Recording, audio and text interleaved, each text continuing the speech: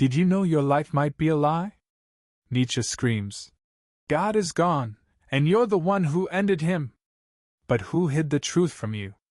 Scandalous secrets, chilling revelations, a shameful morality chaining you down, it's all about to unravel.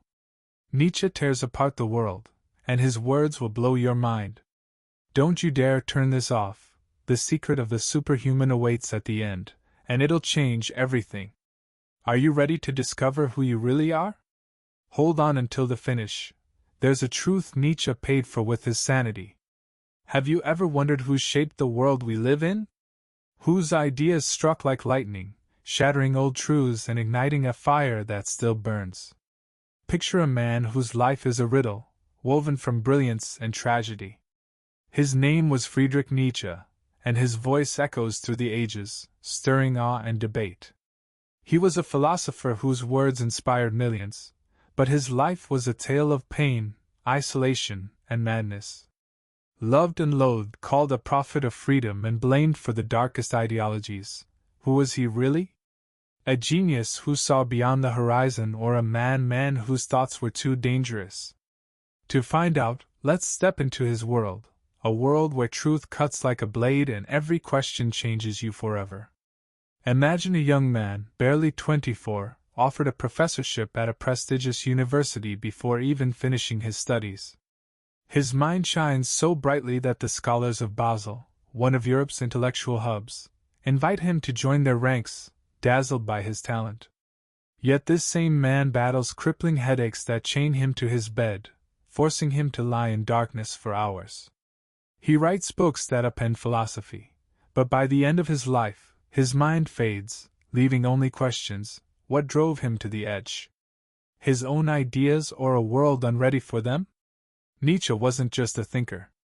He was a mirror, reflecting our fears, dreams, and hunger for freedom. Picture opening a book where every line hits like thunder. Nietzsche didn't write dry treatises like his peers. His words were poetry, a cry, a challenge.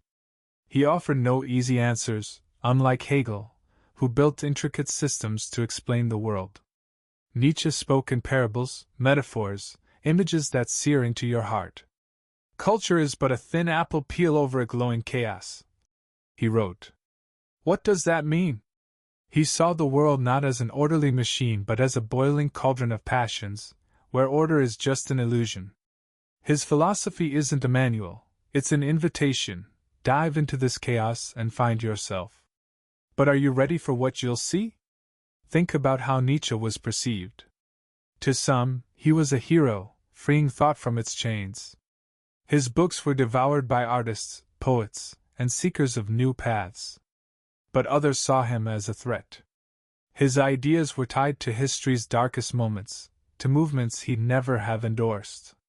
They claimed he fueled fascism, that his words underpinned destruction. Is that true? Nietzsche despised nationalism and scorned the herd's blind faith. His philosophy was a hymn to freedom, but a freedom that demands courage. So why was he so misunderstood? And why does his name still send shivers down the spine? Imagine a man who spent his life chasing truth, paying for it with loneliness. Nietzsche wasn't a social philosopher surrounded by disciples. He lived simply, often in the mountains, where silence sharpened his thoughts. His health was frail, but his spirit was unbreakable. He wrote at night when pain eased, his words like letters from another world. He dreamed of people who'd understand him, but in his lifetime, few listened. Only after his mind dimmed did the world begin to grapple with his ideas. Isn't that the cruelest irony? A man who preached strength was vulnerable. A man who called for freedom was bound by his body. Yet this struggle makes him so alive, so relatable. Think about what Nietzsche did for philosophy. Before him, thinkers sought answers in the heavens, in systems, in the laws of existence. But Nietzsche, like Socrates of old, turned the gaze to humanity. He asked, "Who are you? What do you want? What makes you alive?" He promised no comfort, no easy paths. His philosophy is a challenge: stop being a shadow, become who you are. But what does that mean? How can a person, full of doubts, find themselves in a world that feels like chaos.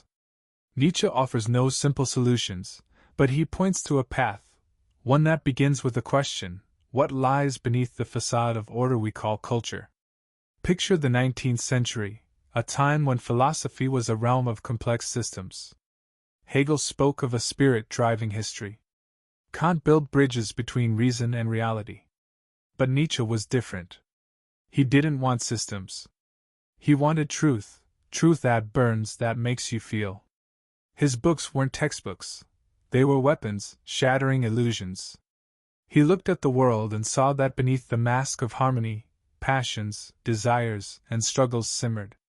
He asked, why do we fear this chaos? Why do we hide from it? Think about how Nietzsche lived. He was an outsider in his era. Colleagues misunderstood him, friends drifted away. He wrote for the future, for those bold enough to enter his world. His life wasn't just a story of ideas but a story of struggle. He fought pain, rejection, and himself. Yet he never gave up. His books are his voice, saying, don't fear being yourself, even if it's terrifying. Don't fear seeking, even if the answers scare you. But what was he seeking? What did he see in the chaos that frightened others? Imagine standing before a mirror, but instead of your reflection, you see a storm, passions, doubts, desires. Nietzsche taught that this chaos isn't your enemy, it's part of you. He looked at the ancient Greeks, whom everyone praised as models of harmony, and saw something else. He saw that their culture wasn't just reason but a dance of two forces, order and passion, light and shadow. He called them Apollonian and Dionysian, and in their dance, art was born, making life vibrant. But what happened to this dance? Why did our world grow so cold, so rational? And how did Nietzsche plan to bring back its fire? Have you ever looked at the world and sensed a storm raging beneath its calm surface? Like the order we cherish is just a fragile veil hiding something wild, untamed, alive? Friedrich Nietzsche saw this clearer than anyone. He gazed at the ancient Greeks, hailed by all as the pinnacle of harmony and reason, and saw something different. He saw chaos, passion, a struggle that made their culture not just beautiful but vibrant, real. To him, Greece wasn't a museum of statues but an arena where two mighty forces clashed and danced, birthing art that stirred the soul. What were these forces? And why did Nietzsche believe we lost them, sinking into a cold, rational world? Picture an ancient world where people gathered under the stars to celebrate life. They sang, danced, drank wine, forgetting rules and boundaries. This wasn't mere revelry. It was a force Nietzsche called Dionysian, named after Dionysus, the god of wine, fertility, and unbridled joy. The Dionysian is a current, a music that quickens your pulse, a dance where you melt into the world. Think of a moment when you felt free, when music or passion carried you beyond the everyday. That's Dionysus, the energy reminding you you're alive, part of something vast. But in that same world, there were other moments. Imagine a sculptor chiseling marble into a flawless statue for hours. Or a poet crafting lines, like Homer's, that bring order to chaos. This is another force Nietzsche called Apollonian, after Apollo, the god of art, light, and reason. The Apollonian is harmony, the dream of perfection, the ability to see the world clearly and structured. Think of a time when you created something with total clarity, a plan, a drawing, an idea. That's Apollo, the voice shaping your thoughts, building bridges over the abyss. Nietzsche looked at the Greeks and saw their greatness not in one force but in their dance. The Dionysian and Apollonian didn't just coexist. They battled, merged, birthed something new. Picture a Greek tragedy, where heroes faced fate, where passion and reason collided in an epic struggle. Tragedy, Nietzsche said, was the highest art because it let you feel everything: ecstasy, fear, hope, despair. It didn't soothe, it awakened. It didn't preach morals, it revealed life in all its fullness. Why does this matter? Why did Nietzsche see tragedy as the key to understanding the world? Imagine a theater under the open sky, thousands frozen, watching Oedipus or Medea's fate unfold. They're not just watching, they're living it. Their hearts beat with the music, their minds trace the plot, their souls tremble at the power of it all. Nietzsche saw this not as entertainment but as a mirror of human nature. Tragedy, he said, was born from the union of Dionysus and Apollo. The Dionysian gave it passion, the Apollonian gave it form. Together, they created art that didn't just decorate life but deepened it, enriched it, gave it meaning. What happened to this art? Why does our world feel so far from that fire? Think about how we see the Greeks today. To many, they're a symbol of harmony, reason, beauty. We admire their statues, read their poems, and think, this is the ideal to strive for. But Nietzsche disagreed. He said we see only the facade, the polished surface. Beneath it lies chaos, passion, struggle, the things that made the Greeks so alive. He accused the philosophers of his time of distorting Greece, turning it into a museum piece. They saw only Apollo, order, reason, discipline. But where's Dionysus? Where's the wild energy that burned in their hearts? Where are the festivals, the music, the dances that erased the line between human and world? Picture a forest where Greeks gathered for Dionysian festivals. They left their cities, shed rules and laws, to become one with nature, with life. They drank wine, sang, danced until dawn, dissolving in the rhythm. This wasn't chaos for chaos's sake. It was a return to roots, to what makes us human. Nietzsche saw this not as savagery but as strength. The Dionysian, he said, is the energy flowing through all life. It's what drives us to create, to love, to fight. So why did we forget this force? Why did our world become so sterile, so controlled? Think about how culture changed. In the 19th century, when Nietzsche lived, Europe prided itself on progress. Science, industry, philosophy, everything seemed orderly, logical, rational. But Nietzsche looked at this and saw emptiness. He said we lost balance. We rejected Dionysus, choosing only Apollo. We built a world where everything serves reason, where passion is weakness, and chaos is a threat. Think about your life. How often have you suppressed your desires, your impulses, to fit the rules? That's the world Nietzsche wanted to shake. Imagine a painting of two gods, Apollo with his lyre, Dionysus with his vine. One calls for order, the other for freedom. Nietzsche said their struggle isn't war but a dance that births life. He dreamed of a culture where these forces would balance again.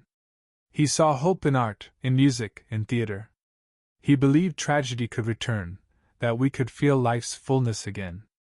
But who broke this balance? Who made us forget Dionysus and worship only Apollo? And why did Nietzsche point to one man whose name became a symbol of reason? Have you ever wondered why the world feels so cold?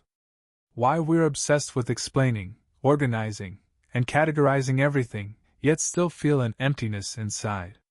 Friedrich Nietzsche saw a fracture in our culture, one that began thousands of years ago. He pointed to one man, a figure whose name became synonymous with reason but for Nietzsche, marked the beginning of decline. That man was Socrates, the philosopher many hail as the father of Western thought. But to Nietzsche, Socrates was no hero. He was the one who shattered the balance that made life vibrant. He accused him of stifling passion for logic, burying chaos under formulas. How could one man alter the course of history? And why did Nietzsche see him as a betrayer who robbed us of our soul? Picture Athens in the 5th century BC. The streets hum with voices, debates, and ideas. At the heart of this whirlwind stands Socrates, a man whose questions make heads spin. He asks, what is goodness? What is justice? Why do you believe what you believe? His method is dialogue, his weapon logic.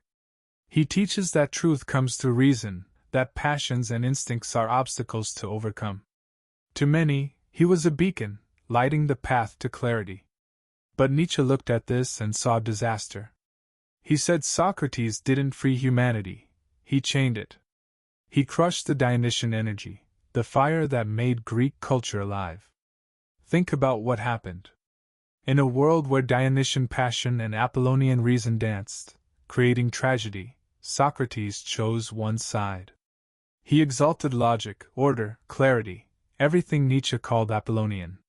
He taught that feelings deceive, instincts are dangerous, and only rational thought leads to truth. This was a turning point that changed everything. The Greeks, who once sang under the stars and lived through tragedies, began to see the world differently. Passion became suspect, chaos an enemy. Think about your life. How often have you suppressed your impulses because you had to be rational? That's Socrates' echo, still resonating today. Imagine a theater where tragedies no longer play.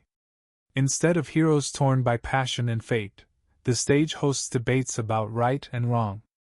Instead of music that stirs the soul, there are lectures on how to think correctly. Nietzsche said Socrates destroyed the art that made life deep. He replaced it with dialectic, endless analysis that breaks the world into pieces but doesn't put it back together. Tragedy, where humans felt part of the cosmos, gave way to philosophy, where humans became judges. What did we lose by rejecting that passion? And why was Nietzsche so fierce in defending it? Think about the culture that grew from Socrates' ideas. His student Plato built a world of ideal forms, where everything served order. Aristotle crafted systems explaining everything, from stars to ethics. This was reason's triumph, but to Nietzsche, it was a fall. He saw us growing afraid of the chaos that once fueled us. We built walls to shield ourselves from Dionysian energy, from the freedom that scared us with its wildness. Think of a moment when you felt you had to follow rules, even when your heart screamed otherwise. That's Socrates' legacy, a call to logic that became our cage. Picture Nietzsche reading Socrates' dialogues. He admires their sharpness but feels his heart rebel. He sees reason becoming life's judge, passion branded as weakness. He writes that Socrates was the first to make philosophy a science, but in this, Nietzsche saw tragedy. Philosophy stopped being art, stopped seeking life's fullness. It became a tool that dissects the world but doesn't heal it. Nietzsche asked, why seek truth if it strips us of life? Why crave order if it douses the fire within? Think about how this idea shaped culture. After Socrates, Western thought followed a path of analysis, classification, control. We created science, laws, systems promising to make the world clear. But Nietzsche looked at this and saw hollowness. He said we lost touch with what makes us human. We forgot how to dance with chaos, how to embrace passion, how to live, not just think. Think about your life. How often have you chosen the right decision, ignoring your inner drive? That's the world Nietzsche aimed to upend. Imagine a young Nietzsche searching for a way to restore this lost balance. He turns to art, to music, to those he believes can revive Dionysian energy. One such figure is Richard Wagner, the composer whose operas shook Europe. Nietzsche saw in his music echoes of ancient tragedy, passion, power, chaos that awakened the soul. He befriended Wagner, praised him, wrote of him with fervor. But something shifted. Nietzsche began to see Wagner, like Socrates, succumbing to the lure of order. His music started serving ideas Nietzsche despised: nationalism, a morality that stifled freedom. And so, he walked away from his friend. Think about that break with Wagner. It wasn't just personal. It symbolized Nietzsche's fight against a world that chose reason over life. He wrote that Wagner betrayed Dionysian energy, bending it to Apollonian ideals. He criticized him for serving the crowd, not freedom. This parting was painful, but it showed how deeply Nietzsche held his mission. He wanted no compromises. He wanted to bring back the fire Socrates, in his view, extinguished. But what fueled that fire? And why did Nietzsche see it as our salvation? Picture yourself at a crossroads: follow logic or trust passion. Socrates taught that reason is the only path to truth. But Nietzsche said truth without passion is empty. He saw that the tilt toward reason birthed a culture afraid of life. He blamed Socrates for making us judges, not creators. He wanted us to dance again, to feel, to live. But if Socrates broke the balance, what filled the void? And how did the new force that emerged reshape our world? Have you ever felt the world you live in lacks a core?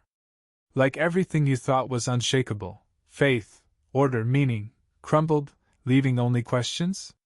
Friedrich Nietzsche saw this void in 19th century Europe. He penned a phrase that shook the world. God is gone. Those words, like thunder, split the skies of philosophy. They didn't just shock, they forced people to stare into an abyss. But what do they mean? Who removed God from our world? And why did Nietzsche claim we're the ones responsible?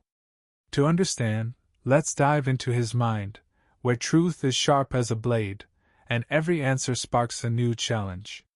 Picture a city filled with churches, their bells ringing each morning, people seeking solace in prayer. This was the Europe Nietzsche knew, a world where faith in God anchored everything, morality, laws, hopes. But Nietzsche looked at those steeples and saw not light but shadows. He said the God who once held the world together no longer lives in our hearts. God is gone, he wrote in The Gay Science, and we're the ones who made it so. But how? There was no battle, no clash of divine forces. It was a quiet, relentless shift, starting when people chose to seek truth not in holy texts but in the laws of nature. Think about the century that changed it all. Science was rising. Galileo proved Earth orbits the Sun, Newton explained the stars' dance, Darwin showed humanity as part of nature.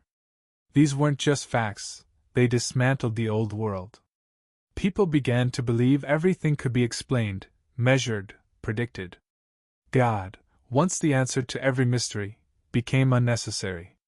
Nietzsche saw this and said, we didn't just turn from God, we replaced him with equations, machines, progress. But what did we gain? Freedom or a hollow shell? Imagine a man standing in a town square shouting, God is gone! Around him, a crowd bustles, but no one listens.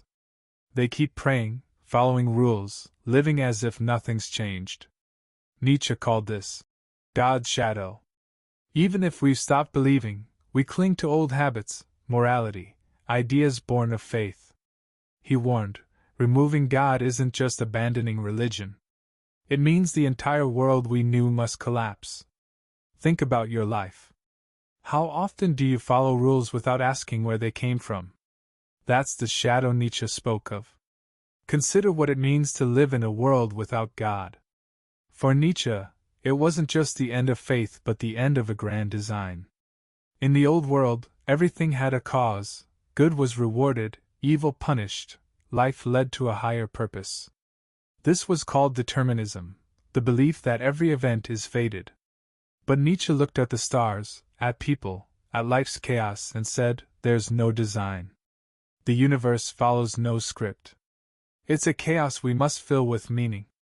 Think of a moment when you felt life was random. That feeling isn't weakness, it's the start of the freedom Nietzsche dreamed of. Picture standing at the edge of a cliff. Before you, an abyss, no God, no rules, no certainties. For many, it's a terrifying thought.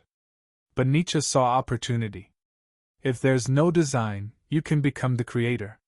He said God's absence frees us, but this freedom isn't a gentle gift. It demands courage, strength, the will to forge your own values. Think about your life.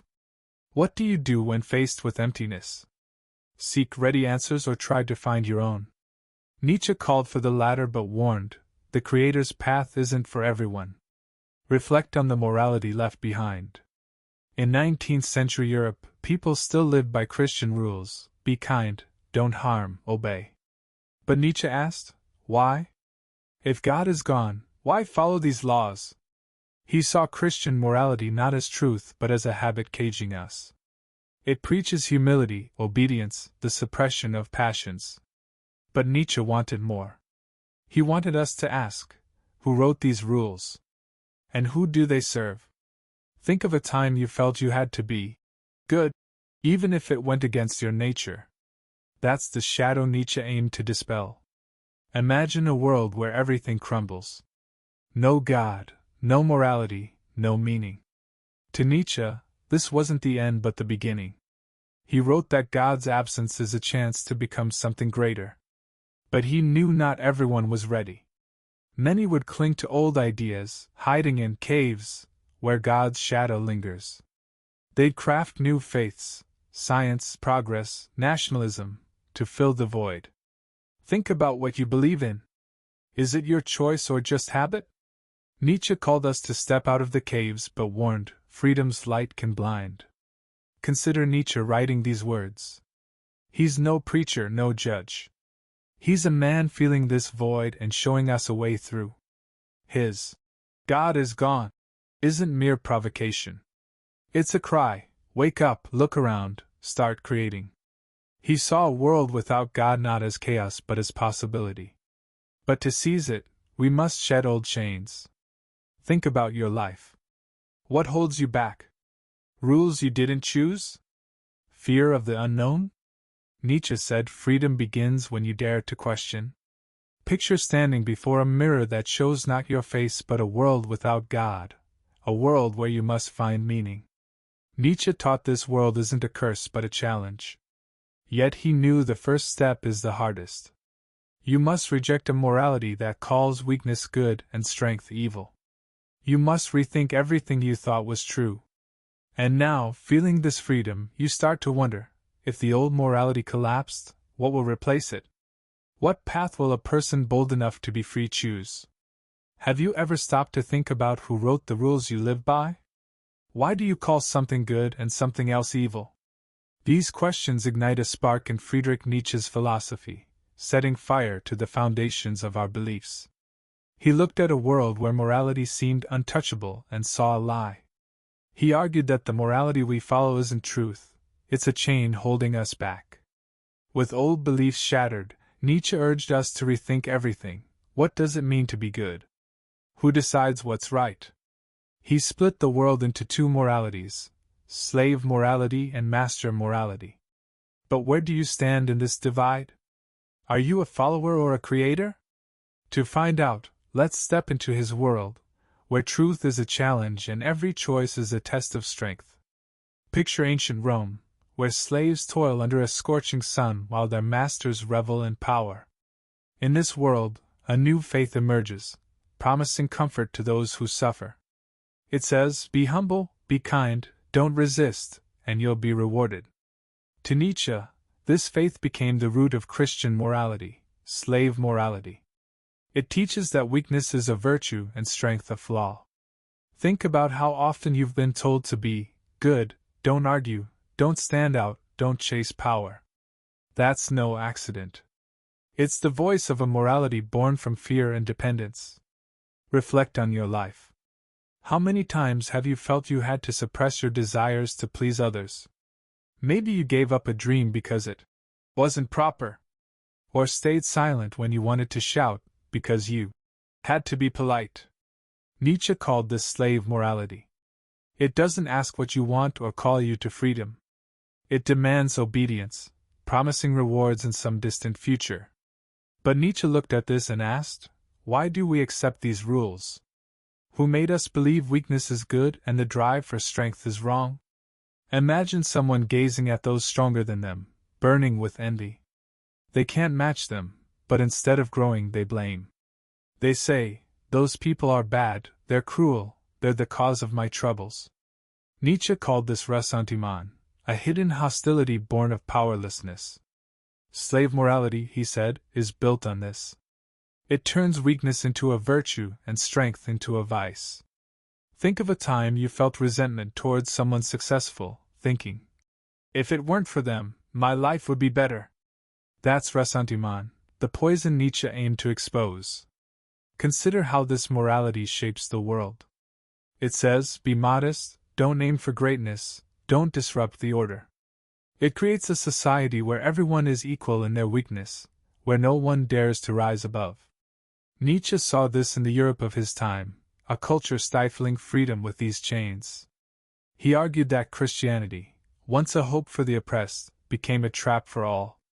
It teaches us to fear our desires, our strengths, our very nature. Think about your life. How often have you felt you had to be like everyone else, even if it dimmed your spark? That's the legacy of slave morality. Now picture a different path. Imagine someone who doesn't obey but creates. They don't seek approval or fear judgment. They forge their own rules, their own values, their own life. This is what Nietzsche called master morality. It's not about cruelty or dominating others, as some assume. It's about freedom, about the courage to be yourself. Think of someone who inspires you, someone who carves their own path despite obstacles. That's the master Nietzsche spoke of.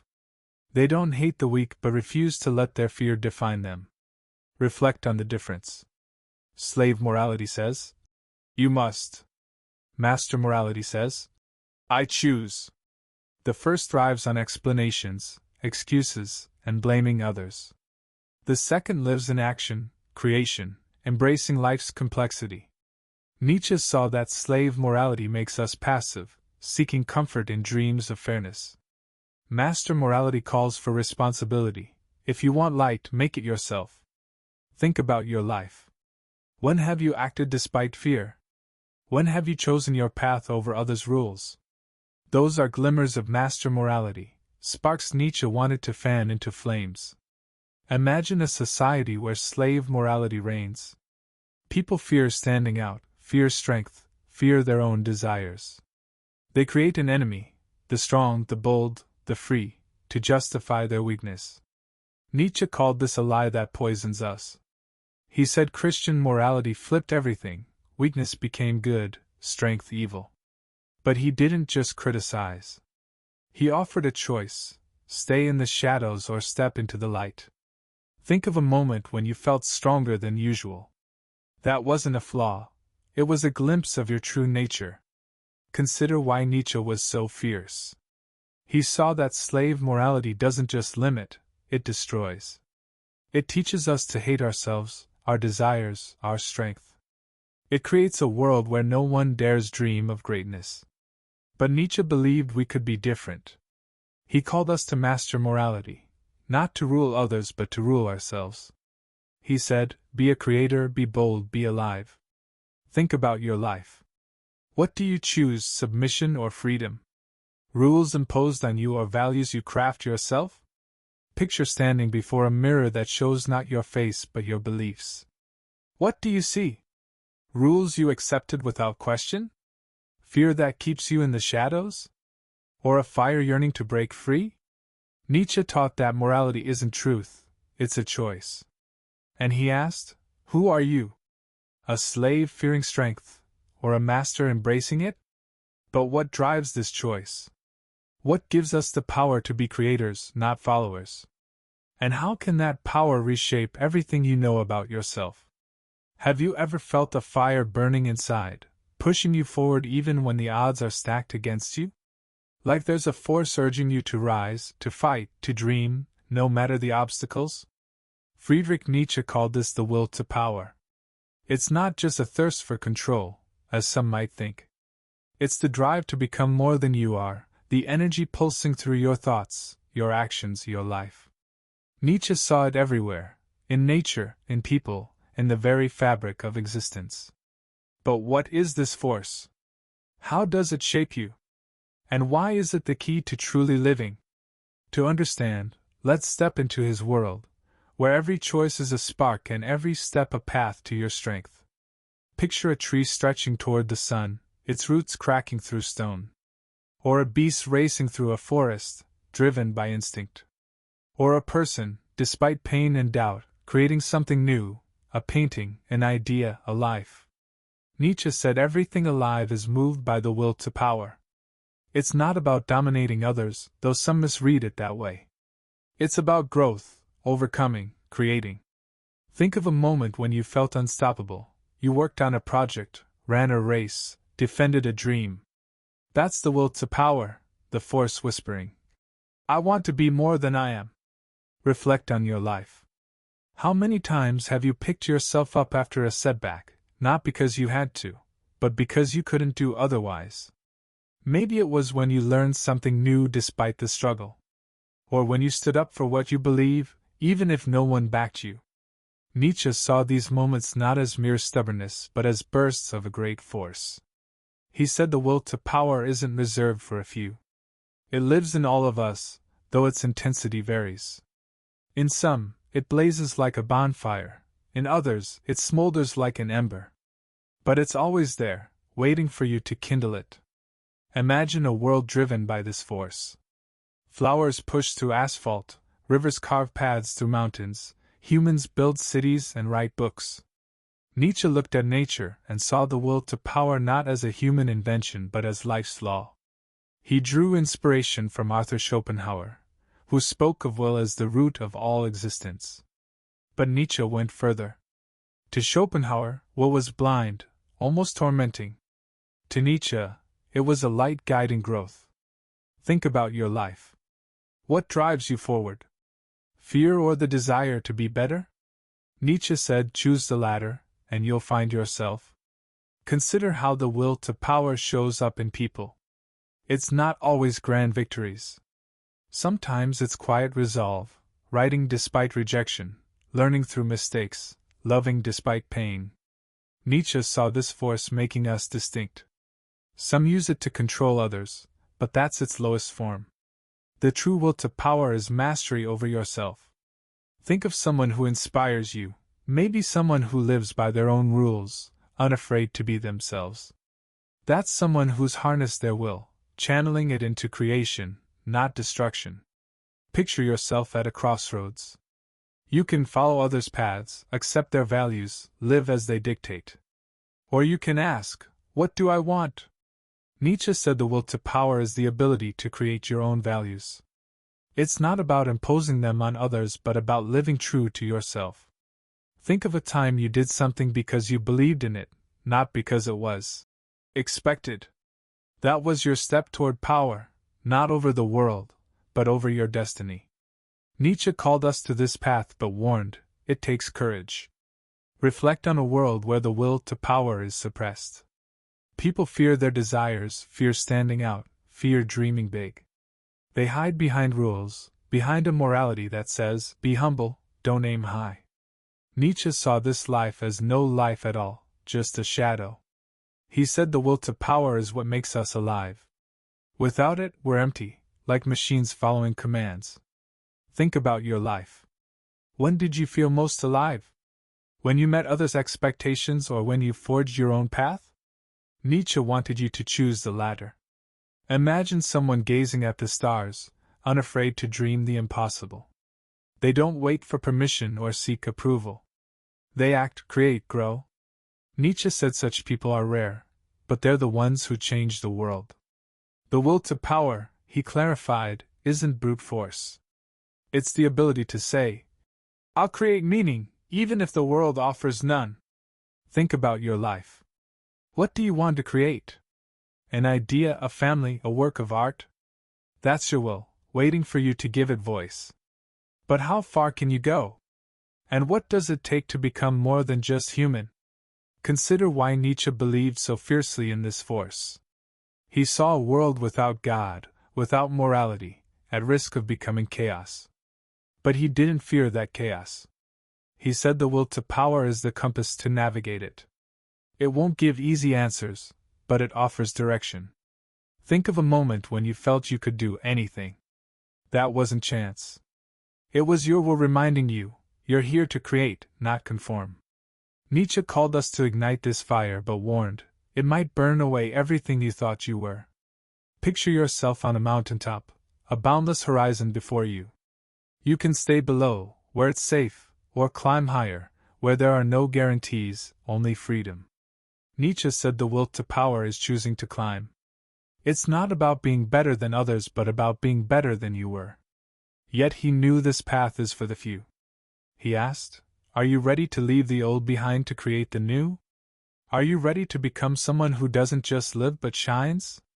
And now, feeling this force within, you start to wonder, who can walk this path to its end? Who can become more than human? Have you ever sensed you could be more than you are? Like a dormant force inside you waits to awaken and reshape everything? Friedrich Nietzsche saw this potential in every one of us. He called it the superhuman, not a mythic hero, not a god, but a person who dares to transcend themselves. The superhuman doesn't rule the world, they rule themselves, crafting meaning in chaos, living as if each day is a step toward the infinite. But how do you become such a person? What does it take to shed your old self and stride toward the light? Nietzsche offered no easy answers, but he gave us a path to become who you are. To understand, let's enter his world, where every choice is a challenge, and every step is the birth of a new you. Picture a tightrope stretched over an abyss. Below lies the beast, driven by instinct but lacking freedom. Above stands the superhuman, the one who shapes their own destiny. In the middle is you, a human, balancing between past and future. Nietzsche said humanity is a bridge, and the superhuman is the goal we strive for. But this isn't a gift that comes unearned. It's a choice demanding courage, strength, will. Think about your life. How often have you felt you could be more than you were told? That's no fluke. It's your soul's call, knowing you're here to grow, not stagnate. Imagine a world where old truths have vanished. No God, no morality, no ready-made answers. Nietzsche saw this world and asked, who will fill the void? Who will create new meaning? He believed the superhuman is the one who answers this call. This isn't a superhuman in a literal sense, not a flawless champion without flaws. It's someone who says yes to life, despite its chaos, pain, uncertainty. Think of a moment when you made a tough choice despite fear. That was a step toward the superhuman, a step toward becoming a creator, not a follower. Picture a journey every seeker must take to become more. Nietzsche described it as 3 transformations of the spirit. The first is the camel. The camel carries a heavy load, traditions, rules, others' truths. It submits, obeys, gathers knowledge, but doesn't ask why. Think about your life. How often have you accepted rules without question? Maybe you studied what you had to, or lived as others expected. That's the camel stage, a time of learning, but not yet freedom. The camel is strong, but it's not a creator. It's merely a bearer of others' burdens. Consider what happens when the camel grows weary. It starts to question, why must I? What's this burden for? This is when the camel becomes a lion, the second stage. The lion is a rebel, roaring. No. It tears down old truths, breaks chains, seeks freedom. Think of a time you stood against injustice, refused to follow others' rules. That was your lion, shattering bonds. But Nietzsche warned, the lion is mighty, but not a creator. Its no liberates, but it doesn't build. It clears the path, yet leaves it empty. Imagine the lion, exhausted from battles, pausing. It looks at the world and realizes, destruction isn't the end. It's the start. Then the lion becomes a child, the third stage. The child is unbound by the past, fearless of the future. They play, create, see the world anew. Think of a moment when you felt free, like in childhood, you dreamed, built, unconcerned with rules. That's the child, the one who births new values, new meanings. Nietzsche said the superhuman begins here, in this innocence, in this play, where life becomes art. Reflect on what it means to be a superhuman. It's not about perfection or power over others. It's about the courage to live your way, to say yes to life, even when it terrifies. The superhuman embraces the world's chaos and crafts their own order. Think of someone who inspires you, perhaps someone who lives vividly, unafraid to be themselves. Those are sparks of the superhuman Nietzsche wanted to see in us all. But he knew, this path isn't for everyone. It demands will, the shedding of old ways. Picture a world where people choose this path. They don't hide behind others' rules, don't blame others, don't fear their desires. They create, grow, shine. Nietzsche dreamed of such a world, but he saw how hard it is to reach. The superhuman isn't a destination you hit and hold. It's a process, an endless becoming. Think about your life. What do you do to grow? What chains are you ready to break? What values are you ready to forge? These are the questions Nietzsche posed to anyone daring to listen. Consider why Nietzsche believed so fiercely in the superhuman. He saw a world without God, without morality, at risk of becoming a wasteland. But he didn't fear this emptiness. He said the superhuman is the one who plants a garden in it. It's not about being flawless but about being alive. Think of a moment when you felt your life had meaning because you created it. That was your step toward the superhuman, a step towards saying, I am, and that's enough. Imagine standing before a horizon with no end. You can stay in the shadows, following others' paths, or step forward, forging your own. Nietzsche said the superhuman is a choice, not a dream. It's choosing to live as if every day is a chance to grow. He called us to freedom but warned freedom isn't ease, it's responsibility. And now, feeling this call, you start to ask, are you ready to take this challenge? Are you ready to become who you are and live as if the world awaits your light?